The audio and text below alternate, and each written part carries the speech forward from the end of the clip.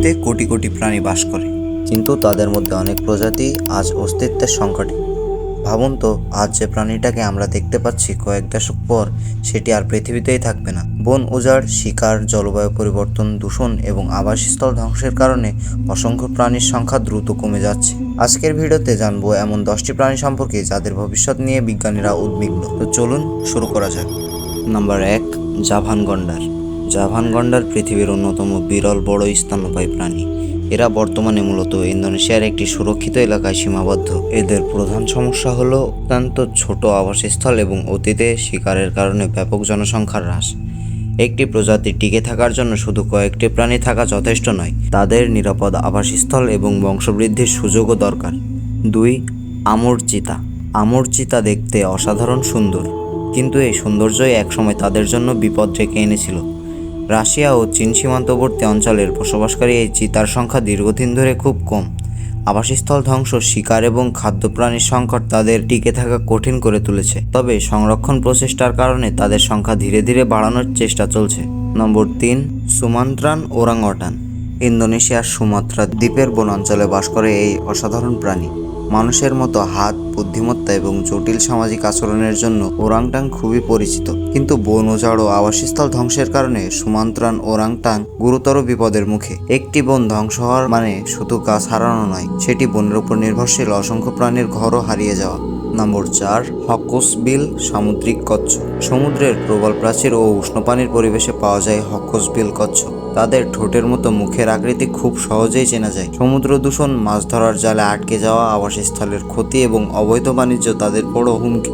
সমুদ্রকে রক্ষা করা তাই শুধু মানুষের জন্যই নয়, এই কচ্ছপগুলোর ভবিষ্যতের জন্য গুরুত্বপূর্ণ। নম্বর 5, আফ্রিকান বনহাতি।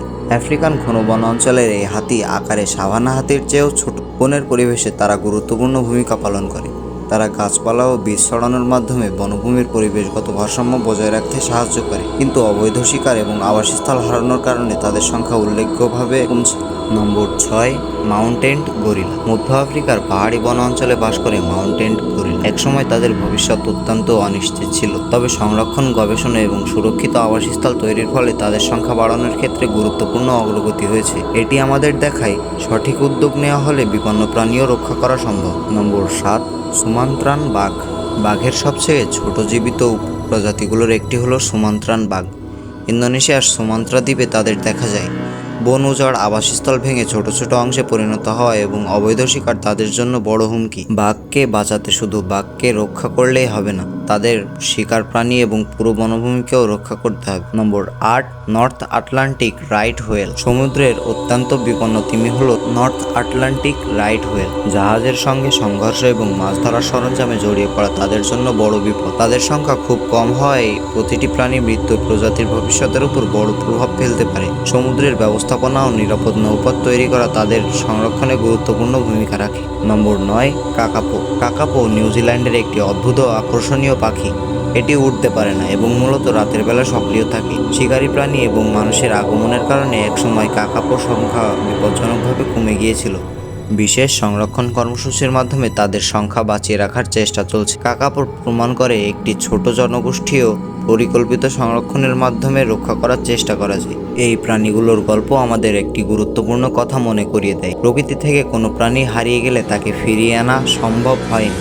তাই বিলুপ্ত হওয়ার পর আফসোস করার চেয়ে বিলুপ্তি হওয়ার আগেই তার রক্ষা করা খুবই গুরুত্বপূর্ণ। বন রক্ষা, সমুদ্র দূষণ কমানো, অবৈধ শিকার বন্ধ করা এবং প্রাণীদের আবাসস্থল সংরক্ষণ, এইসব কাজে মানুষ যত বেশি সচেতন হবে, তত বেশি প্রাণীকে ভবিষ্যতের জন্য বাঁচিয়ে রাখা সম্ভব হবে। আপনার কাছে এই প্রাণীগুলোর মধ্যে সবথেকে আকর্ষণীয় প্রাণী কোনটি মনে হয়েছে কমেন্টে জানাতে পারেন।